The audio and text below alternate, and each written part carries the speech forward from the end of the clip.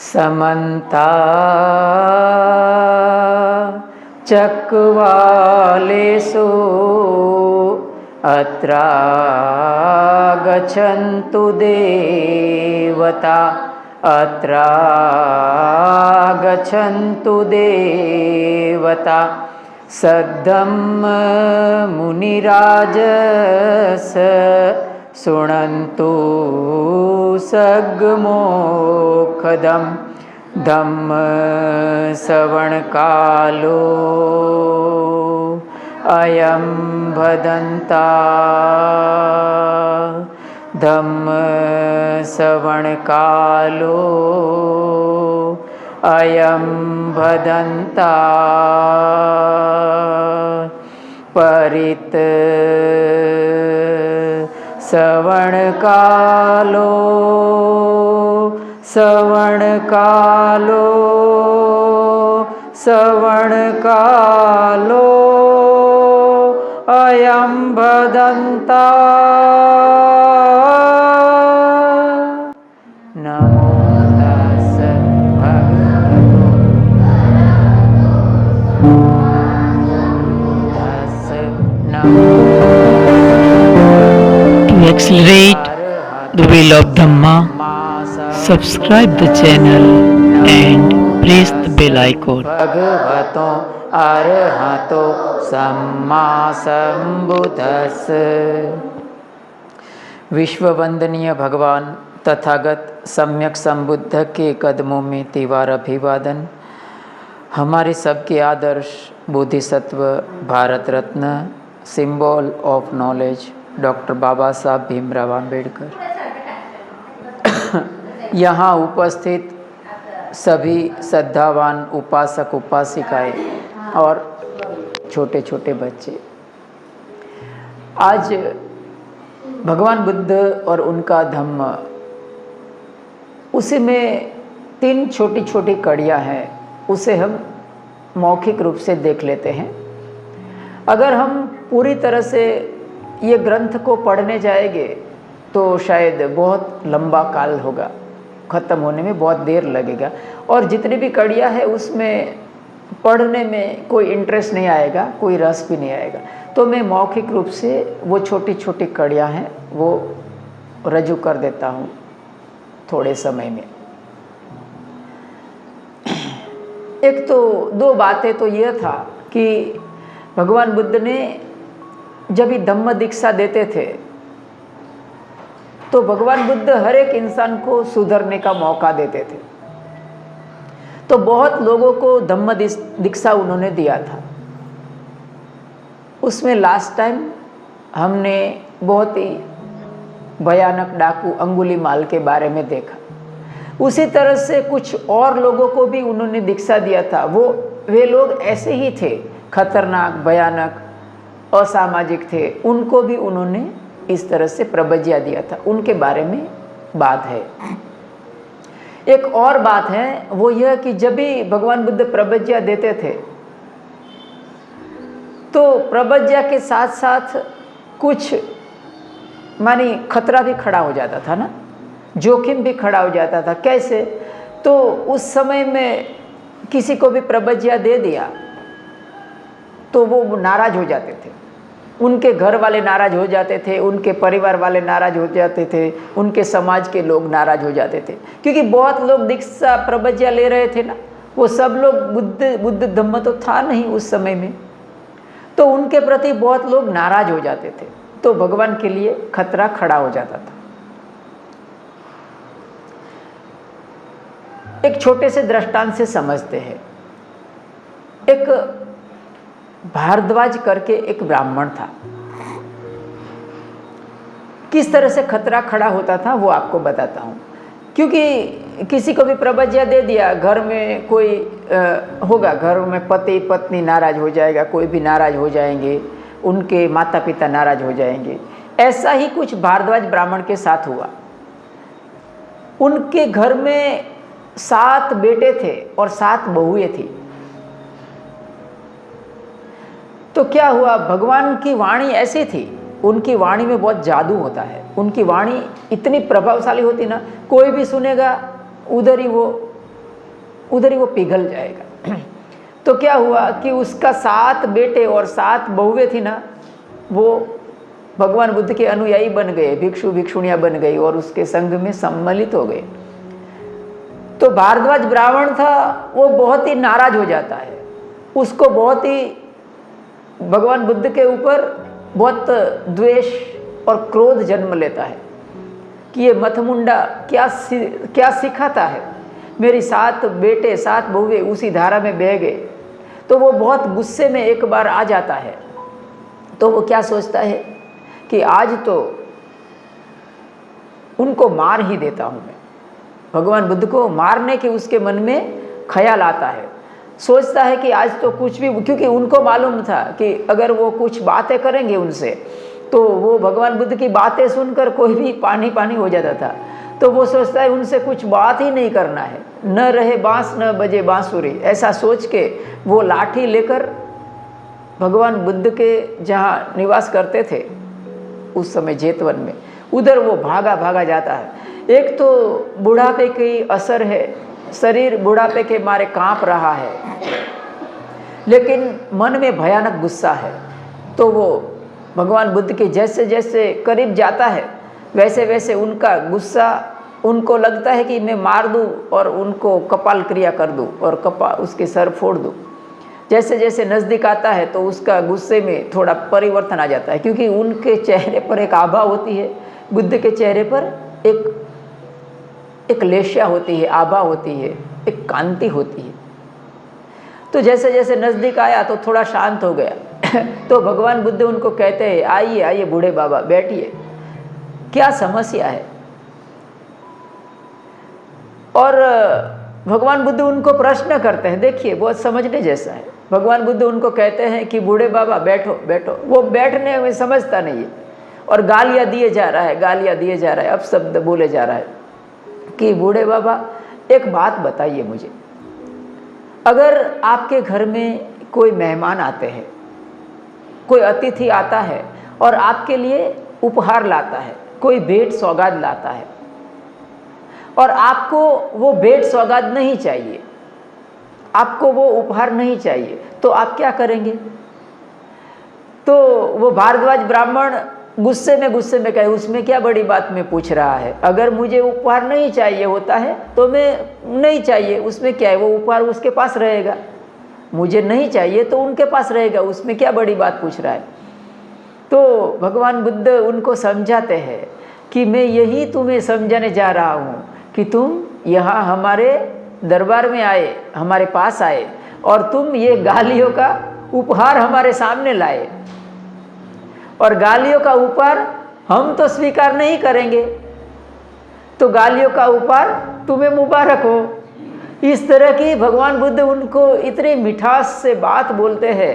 तो भारद्वाज ब्राह्मण उधर ही वो पिघल जाता है और भगवान बुद्ध के कदमों में गिर जाता है और उनको कहता है कि मुझे क्षमा करें, आपने इस तरह की विद्या सीखी कहाँ से? इतनी मिठास भरी उनकी वाणी थी, मधुर। तो बोला इतना मिठास और इतना ज्ञान भरा जो आपने सीखा कहाँ से? तो उधर भगवान बुद्ध उन्हें धम्म का ज्ञान देते हैं और आगे बढ़ते बढ़ते वो भारद्वाज ब्राह्मण अरहंत पद की प्राप्ति कर लेता है। खतरा है ना, खतरा हुआ ना। उसी तरह से अनेक खतरा था हमारे, जब भी देखिए भगवान बुद्ध के काल में नहीं, भगवान बुद्ध चले जाने के बाद भी कितना खतरा था।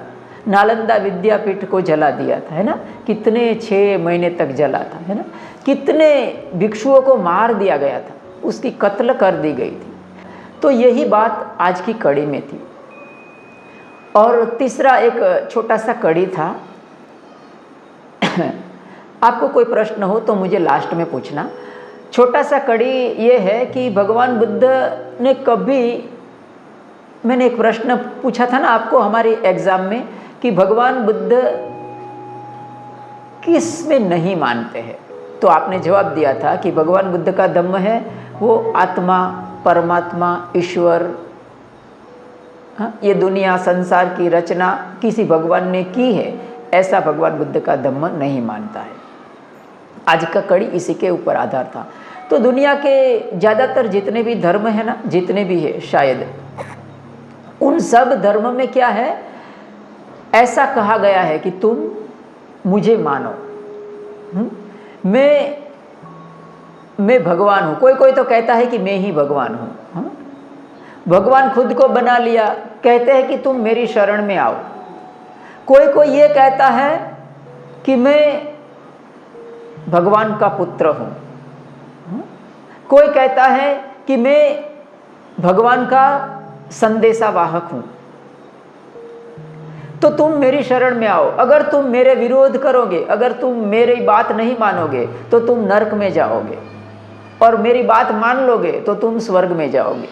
इस तरह की व्याख्याएं, इस तरह की मान्यताएं दूसरे सब धर्म में है। लेकिन भगवान बुद्ध ने कभी नहीं कहा ऐसा कि मैं कोई ईश्वर हूँ या मैं भगवान हूँ, या फिर तुम मेरी शरण में आ जाओ, मैं तुम्हें मुक्त कर दूंगा। ऐसा नहीं कहा। उन्होंने कहा कि मैं मुक्तिदाता नहीं हूँ, मैं मार्गदाता हूँ। मार्गदाता हूँ माने देखिए, हर एक इंसान मार्गदाता ही होता है। जितने भी लोग कहते हैं ना कि तुम मेरी शरण में आ जाओ, मैं मैसेंजर हूँ, कि मैं भगवान हूँ, कि मैं महागुरु हूँ, वो सब मार्गदाता ही होते हैं, लेकिन वो ऐसा नहीं कहते हैं। देखिए, अगर मैं आपको कहूँ कि जलगांव में जाना है, हाँ, तो जलगांव में जाने के लिए मैं कह सकता हूँ, बराबर। मेरे पास बहुत बहुत तो क्या होगा कि कुछ व्हीकल होगा तो आपको बिठा कर ले जा सकता हूँ। हाँ, मैं मार्गदाता हूँ, मैं मुक्तिदाता नहीं हूँ। धम्म के मार्ग में ऐसा कोई व्हीकल नहीं होता है, समझिए। धम्म के मार्ग में क्या होता है कि देखो ये मार्ग है, आर्य अष्टांगिक मार्ग है, तो ये मार्ग पर तुम चलोगे तो तुम मुक्त हो जाओगे। इस तरह की भगवान बुद्ध ने बात कहा है। भगवान बुद्ध मार्गदाता थे, मुक्तिदाता नहीं। इसीलिए हमारे सबके चहीते डॉक्टर बाबा साहब ने बुद्ध धम्म अपनाया है। लेकिन यहाँ एक आपको उसकी डार्क साइड बताता हूँ, डार्क साइड, उनका ड्रॉबैक बताता हूँ। देखिए, भगवान बुद्ध का फर्ज था कि वो ऐसा कहे कि मैं ईश्वर नहीं हूँ, मेरी शरण में मत आओ, तुम मुझे मत मानो, ऐसा भगवान बुद्ध के कहने की फर्ज था। लेकिन हमारा फर्ज है कि हम उनको भगवान माने, हमारा फर्ज है कि हम उनकी हम शरण में ले। ऐसा क्यों मैं कह रहा हूँ, इसका बहुत बड़ा कारण है। इंसान है ना, वो दरअसल स्वभाव से अहंकारी होता है। मुझे भी अहंकार होता है, आप में भी, सब में अहंकार होता है। सब क्या कहते हैं कि देखो देखो इधर बहुत सारे लोग कम हो गए ना। क्यों कम हो गए, क्यों कम हो जाते हैं मालूम है? उनको अहंकार को चोट पहुंचती है ना, अहंकार को चोट पहुंचती है। क्यों ऐसा कहा बंते जी ने, क्यों ऐसा कहा, ये हमको पसंद नहीं आया, मेरे बारे में क्यों ऐसा बोले, हैं? तो ये क्या हुआ, अहंकार को चोट पहुंची ना।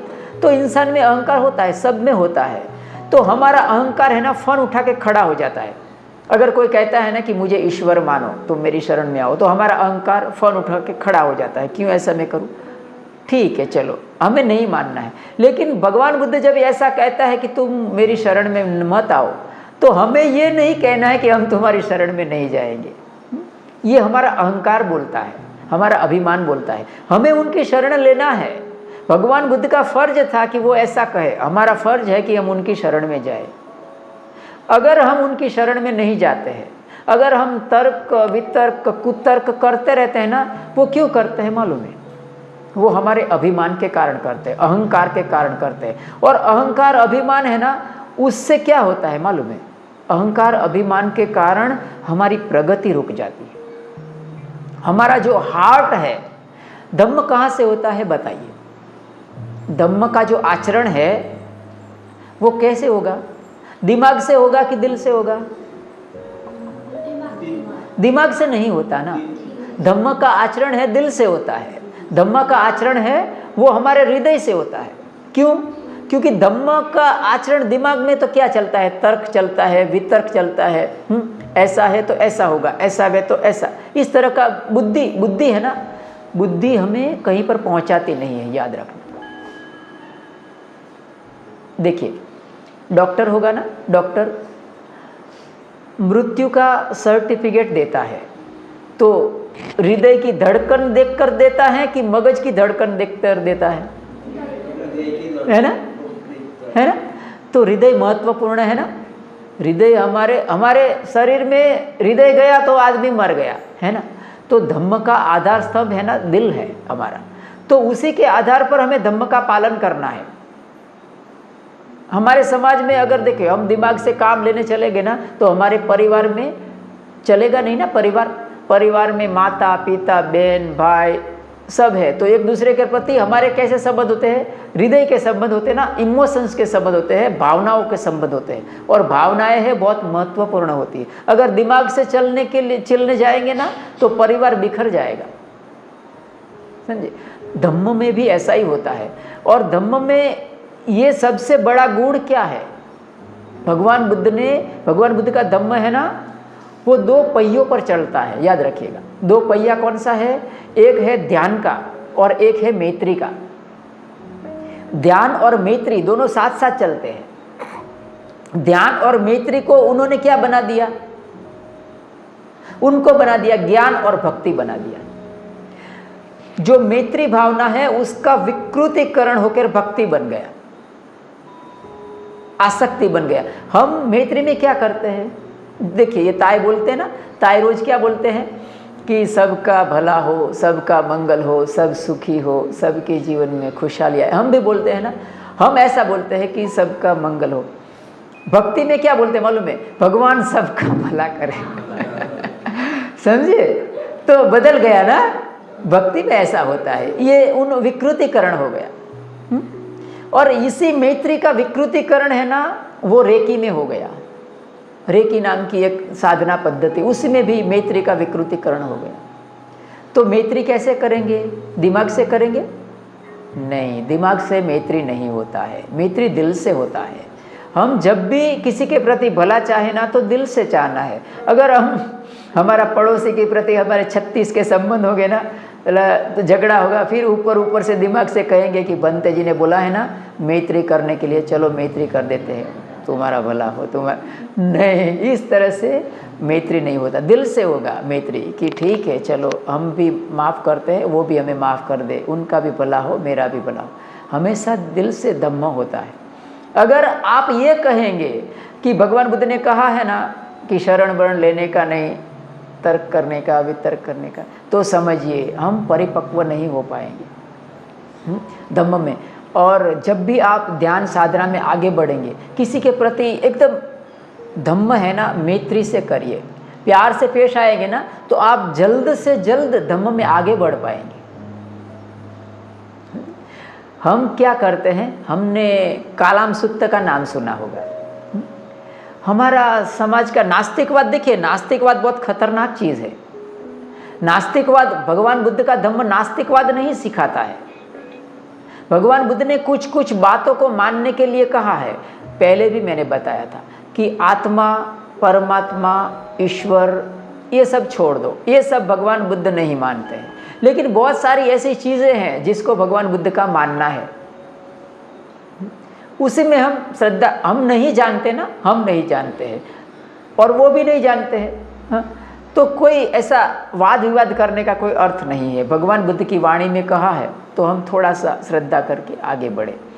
कालाम सुत्त में यही कहा भगवान बुद्ध ने। देखिए, कालाम सुत्त की बात सुनेंगे ना तो लोग कहेंगे कि भगवान बुद्ध ने तो तर्क वितर्क करने के लिए कहा है। क्या कहा भगवान बुद्ध ने? माँ परंपराय, मानी परंपरा से चला आ रहा है इसीलिए मत मानो। माँ पिटक संपदानेन, मानी कोई पिटक अर्थात किताबों में लिखा है इसीलिए मान लेना, तो कहे नहीं। तो बोले माँ तर्क हेतु, मानी तर्क है, तर्क पूर्ण है इसीलिए मान लेना, तो नहीं। तो माँ नय हेतु, नहीं मानी न्याय पूर्ण लगता है इसीलिए मान लेना, तो नहीं। माँ श्रवणो नो गरुति, कोई बड़ा हमारा श्रवण कोई गुरुजी कहता है इसीलिए मान लेना, तो नहीं। भगवान बुद्ध ने क्या कहा? यदा तुम्हें कालामो अत्तनो व जाने याथ, तुम मानो मत, तुम जानो। मान्यता नहीं, जान्यता। तुम्हें जानना है तो जानेंगे कैसे?